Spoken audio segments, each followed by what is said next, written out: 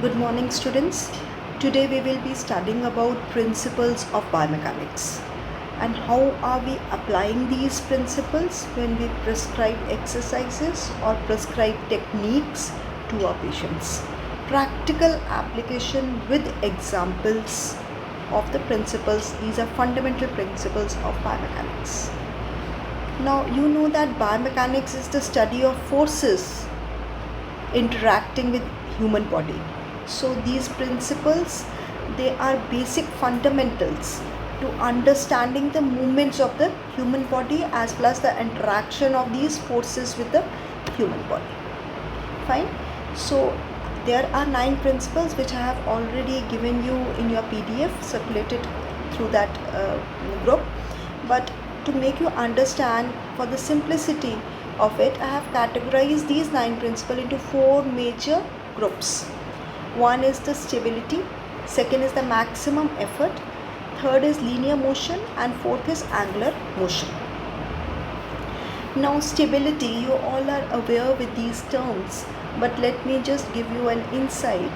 It goes with the principle of balance. Now what does that say? That lower the center of gravity, larger the base of support, closer is the center of mass to the base of support, greater the mass, better will be the stability. Stability means that better will be the balance of the body. Now we all are aware of what is center of gravity. That is the center through which line of gravity, that is the line which is passing through our body, the line of gravity which is passing through our body. The center of mass is where the mass is concentrated. That is in human body it is concentrated just anterior to S2 vertebra. Fine. So it can be of our body segment also. Upper limb, the center of mass is different as compared to lower limb, it is different. So the center of mass can be divided according to the body segment also and according to the body itself. Then there is greater mass, that is more is the mass, the better is the stability. What is base of support? Base of support is the distance or the area between the supporting limbs, the area between the supporting limbs, that is the base of support. Fine. And this you can see the center of gravity, how it is passing, and when we see a human being in a lateral view, you can see how the ground reaction force is passing anterior to ankle, just anterior to knee, posterior to hip, then it is passing somewhere and crossing the iliac of the pelvis, and then crossing the spine and running through the external auditory meatus and out. Now this is basically the line of gravity we have. Now the center of mass vary with you can see with the different body structure. It is different for a child, which is much higher. It lies somewhere in the thoracic, just anterior to the thoracic vertebra, whereas when the posture changes, it also changes. It is different for the huge body, the different shapes of the body, the center of mass keep on varying. Now if you can see this image, you find it that the center of mass also changes with the if you can see, it also changes with the motion of our body. Like if we raise our hands, the center of mass is raises as well as it falls just anterior to our body when we go into the flexion mode. Fine. Now base of support, it has got its own significance. Can you see in the first image, the base of support is between the area between the 2 feet, and the center of mass is falling on the base of support, and the person is very much stable. Fine. And if the center of mass is not falling on that base of support, the person will have a sway, or he will have a kind of a balance issues. Fine. In the second image, you can see we cannot only say that it is the area between the foot, we can also say that it is the area between the 2 hands. Here also the center of mass is falling area in between the in between the 2 hands, so that's why he is able to maintain the handstand. Whereas in cases where the person is using crutches, this area is in between, the distance between the two crutches as well as the supporting foot. So the base of support keep on changing. Now this is larger the weight, the more stable the person is. So you can see with this an image, the more stability of an object totally depends upon the weight of an object. Fine. So we understood the importance of stability and how we are using it. We want to stabilize an object, how we use our base of support as well as while prescribing the balance exercises. We have certain tests also on it, and then we apply it as exercise protocol also, keeping these things 4-5 terms in mind. What is line of support, base of line of gravity, base of support, center of mass. So keeping these all things in mind, we prescribe balance exercises. Now next is the maximum effort. Now if we want to produce a maximum effort, there should be a maximum use of all the joints. Now first thing to remember is whenever we want to produce, you know that whenever we want to produce a maximum force, what we will do is we will say that use all the joints. Fine, that is why and whenever an athlete has been trained for a particular sports, he is first trained slowly, controlled and high intensity movements. He is trained for a slow, controlled and a high intensity movements. Fine. Now if we want to produce maximum force, we understand we have to use all the joints, and that will cause maximum muscle contraction. Fine. That means if we want to give in hockey game, if we want to give a shot or a slap shot in hockey, we basically use our legs, we use our shoulder, arm and the sticks, of course our girdles and the sticks. So if one of the joint is removed, the force which is produced in this shot will also decrease. So that means in order to produce more force, more joints need to be moved and more muscle need to contract. Fine. Third is maximum velocity requires use of joint in order from largest to smallest, from large to small. It is one of the concept of kinetic chains also. Fine. That means if you want to produce maximum velocity, then the joints which are larger in size has to transmit the force or move the force from a slow larger joint to a fast smaller joint, and then only the maximum velocity can be produced. Now if we want to have a maximum velocity at impact, then what we need is the speed of one segment need to be transferred to the final segment. Like I give you an example over here is that in a basketball jump, the contraction of large muscle group is there, that is of the legs, that is quads, hams, calf, gastrocnemius, they need to contract. Once they contract, this force is then, or the speed is then transferred into the fingers, that is through the trunk to the shoulders, elbow, wrist and hand, and the force is generated on a ball so that it falls on the basket. So then you can see, to produce maximum velocity of movement at impact, you have to transfer the speed from a larger joints to a smaller joints. Fine. The next is the speed at the end of the body segment is directly proportional to the length. Now understand this, in order to improve the speed, the length of the distal segment is very much important. To make you understand that, golfers always use longer clubs to hit a ball which is far, or to hit a ball when you have to hit the target which is very far away. Fine, they will use a longer club. The more is the length of the distal segment, the better is you can reach further with a higher speed. So basically we are using this principle for maximum effort. Now the next major category is linear motion. Now to understand linear motion, we need to learn certain terms. Now that is momentum. Now momentum is the movement or the mass of an object and the speed at which the object is moving. That is mass into velocity. Simple words. And this momentum can be, if a body is moving in a straight line, we say it as a linear momentum. If it is moving in a rotational motion, we say it as a rotatory movement. Fine, or angular movement. Fine. Then there is another term called impulse. That means when the force is applied over time, we say it as an impulse. We are well aware of the term joint range of motion. The range at which the joint moves is called as joint range of motion. And the next term is streamlining. Streamlining is a term which is minimalizing the surface area of an object in the direction of motion and smoothing the movement as much possible under air and water resistance. That means minimalizing the surface area of an object. The lesser should be the surface area if towards a direction of movement, and second, to have a smooth movement you need to overcome the air and water resistance. This is in cases we will be discussing this. These are the terms you should be very much clear of.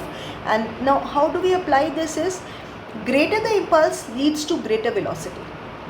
That means if a skill requires maximum application of force, the joint should be moved through a large range of motion. That is, you take an example of serving in long tennis.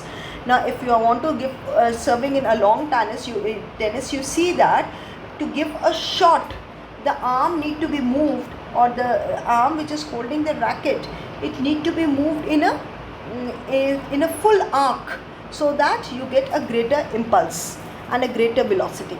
The second is when force is applied for longer and impulse is greater. When you apply force for a longer period of time, the impulse is greater. So impulse can be greater with a greater velocity. That is, if a joint is moved for a greater range of motion, the impulse can also be increased with a greater application of force over a longer period of time. That means if a player is jumping, the highest is one who bends the knees the deepest. The more you bend your knee, the better leg strength he has, the much high will be the jump. So that means the longer the force application, the greater will be the impulse. The third is reverse is also true for the absorption of or dissipation of these forces over time and distance. This helps in dissipation of forces. Basically, whenever we have to catch a ball, when we have to catch, and if we stay stationary and catch a ball, we will find that we will get hurt with the kind of velocity the ball is falling on our while we are catching it.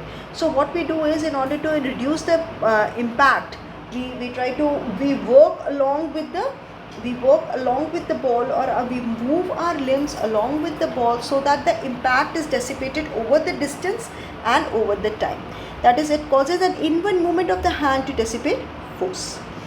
The fourth is, the movement is always directly opposite to the applied force, which is according to the Newton's third law.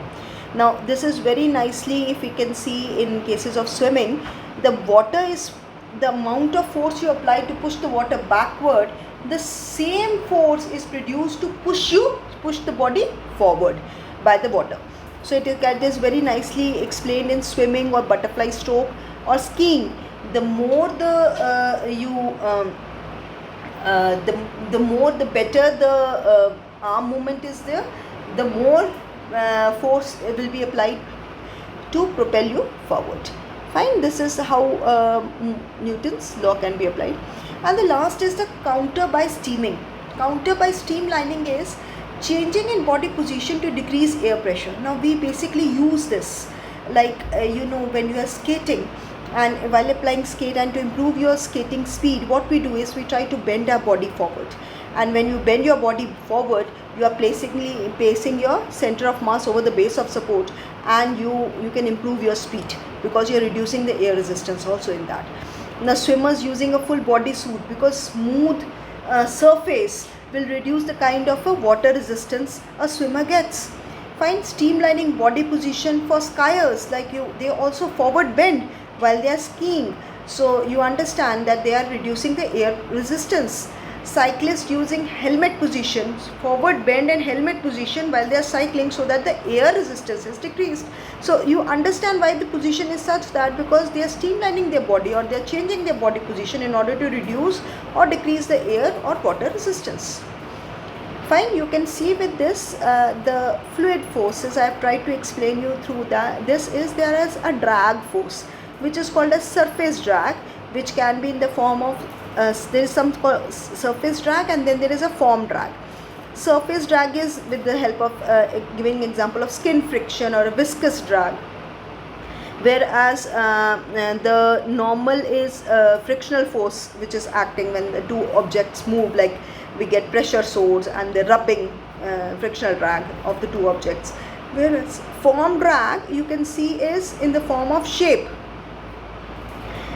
That means if it is a smooth surface, the kind of a streamlined body, the air passes very nicely, there's less resistance, whereas a rough body has got more resistance. If you can see, a streamlined body has a laminar kind of a flow and there will be less air resistance, and a blunt body will have more resistance. Fine. Then there is, you are well aware of Bernoulli's principle, how the body is lifted. A streamlined body can be lifted high when there is a change in the air pressure, and when there is a change in the water pressure, that is from a higher resistance to a lower resistance, the body is lifted up. So that is important. The next is the Magnus effect, which we will see in the spin. Angular motion. Now angular motion, as you can understand, deals with the term called torque. Now torque is application of force at some distance from the axis. There are three types of motion which are there. This is a rotation motion. When the rotation motion takes place of the entire body, it offsets the central force. Fine. Then the rotation motion is of a body segment, which is caused by muscle torque. And the third is rotation of projection, when we are projecting an object, like in the form of spin, in the form of a stick, javelin throw, we are projecting an object, or in the form of high jump. Fine. So what happens is rotation of the entire body, a rotation of a body segment, or rotation of a projection. Fine. This is for the angular momentum. Can you see, when in a ice skating, in order to increase the angular momentum, first the lady will widen up the base, her base, that is arms as well as the legs.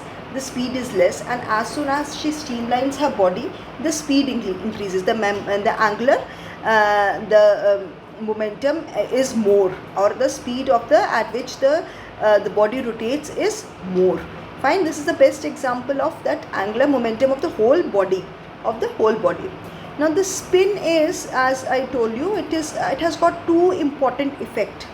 One is the Magnus effect. Magnus effect is nothing. It is the Magnus effect. It affects the transaction of the ball, and it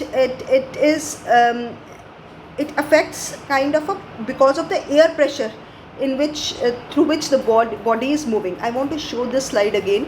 Now if you see, this is much easier to understand. You see that the ball moves forward, the flight or the direction of the ball moves in one direction, as well as the air pressure is in opposite direction, and this causes a spin.